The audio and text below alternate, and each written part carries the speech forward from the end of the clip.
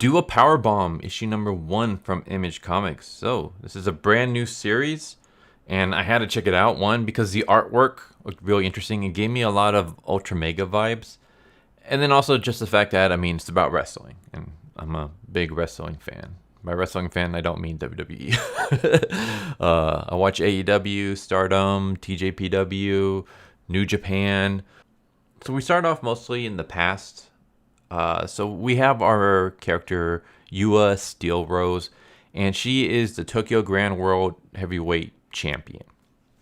And she's going to face off against her opponent, Cobra's son. And she's defended the title 9 times. This is gonna be her 10th defense. Before she does her defense, her husband shows up and their daughter, and she basically tells him like, "Hey, I'm doing this for you. You're the reason why I wrestle." And then we even see their Uncle Bud. And so she comes out to the ring. I thought this was kind of interesting because usually the champion goes out last. The challenger is usually the one who always comes out first. But Yua comes out to the ring. Everyone's cheering for her. Everyone wants her to win. She's like the big baby face. She cuts a promo about how, first I started wrestling. It was my everything. And I lived for it. It consumed me. This belt was my life.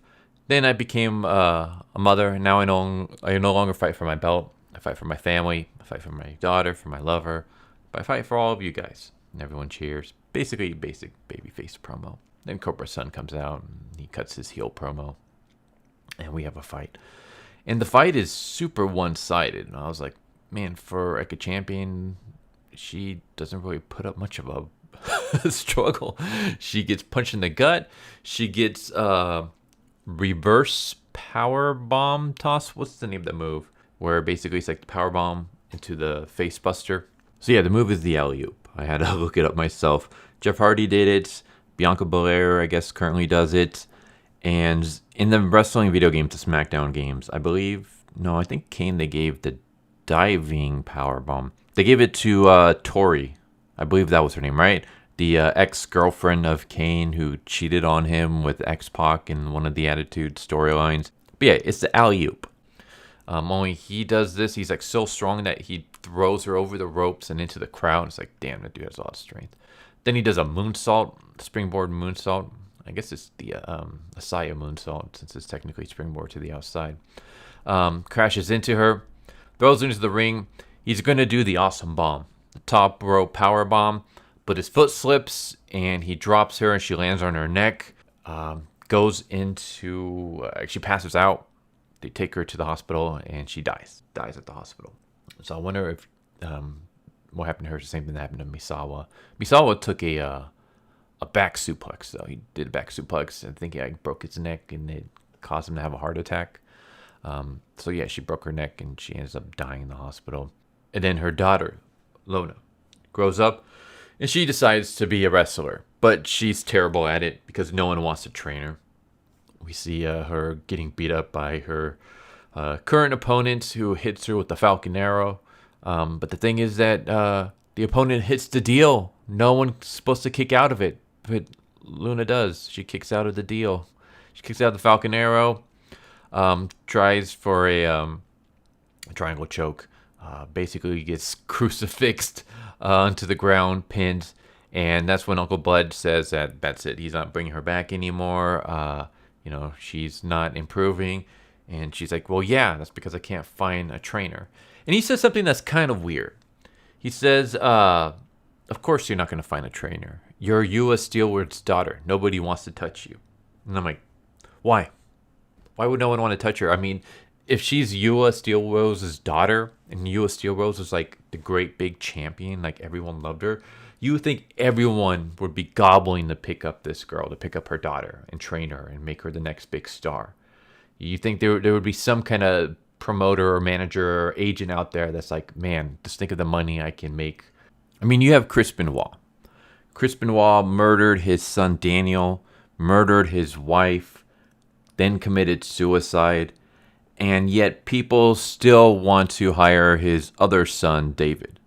In fact, there was even a story where one of the promoters wanted to hire David for a match, and Chris Jericho had to kind of step in and put a stop to that because David wasn't trained in any way, and he felt like the promoter was trying to take advantage of David's name.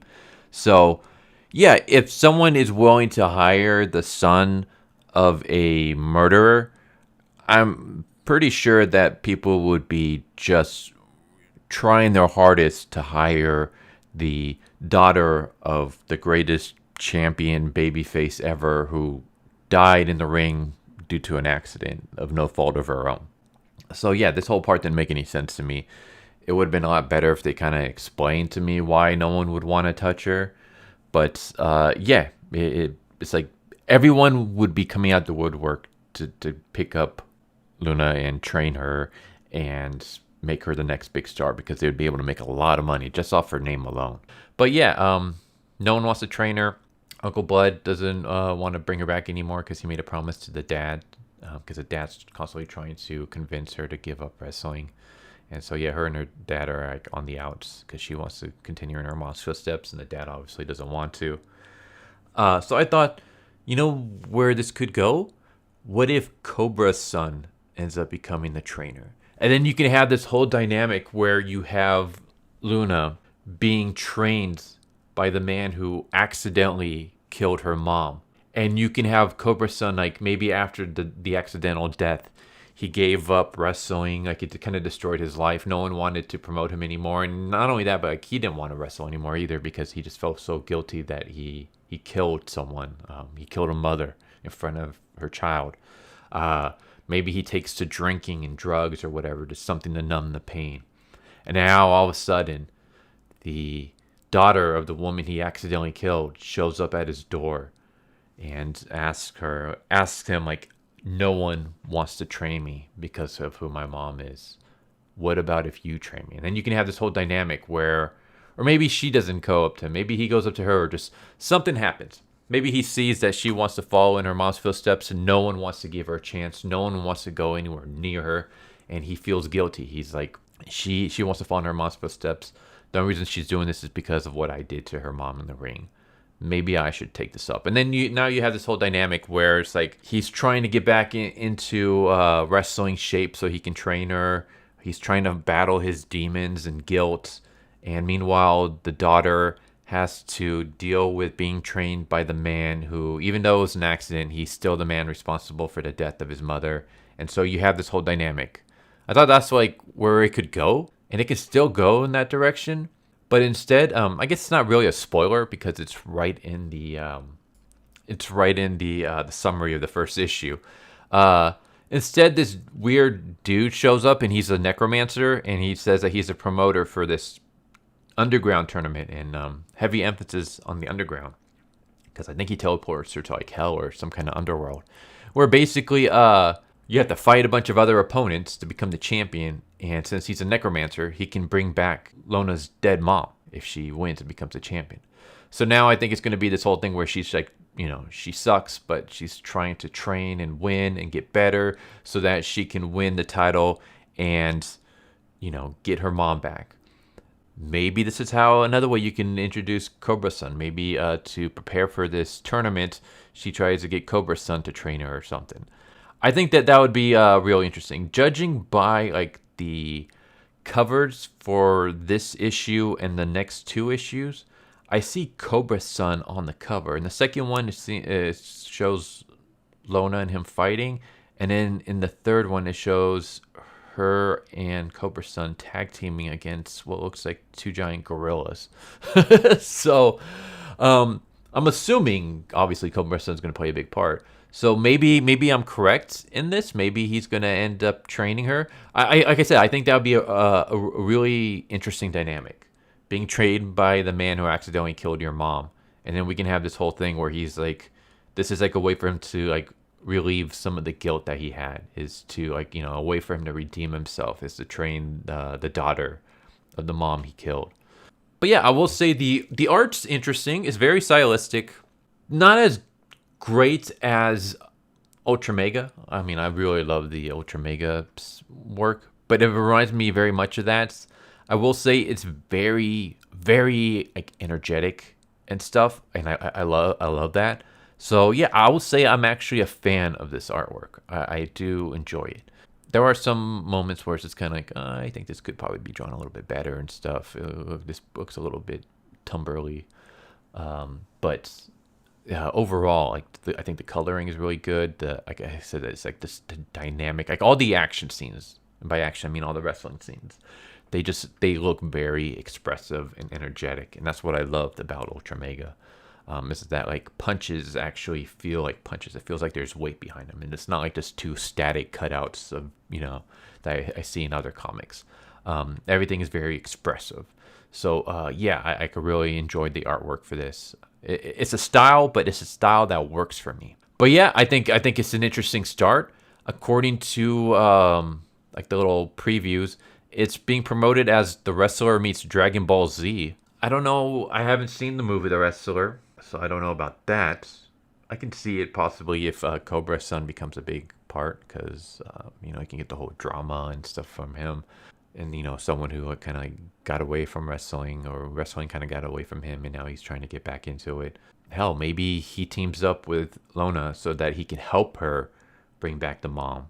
So that way, again, he can kind of get rid of some of that guilt. He's like, I accidentally kill your mom. If there's a way that we can bring her back, then I'm going to do everything in my power to help you try to achieve that. So this is going to be very interesting dynamic. Cobra-san hasn't, like, other than the very beginning where we see him accidentally kill the mom, we don't see him at all in the rest of this. So I'm assuming he's going to show up in the second issue, and that we're going to see what the dynamic between him and Lona is going to be. But I do see some of the Dragon Ball. At least I see hints of what the Dragon Ball thing is going to be from, in terms of the fact that they basically have to participate in a tournament, and the winner gets something. I guess it's almost like Dragon Ball, if Dragon Ball was just the tournament, and then the winner of the tournament gets the Dragon Balls and gets their wish. I will say this is really good. It's just the first issue, but it's a really good start. It's issue, I guess it's 1 out of 7 according to the previews. There's only going to be 7 issues, so we'll see where it goes from there.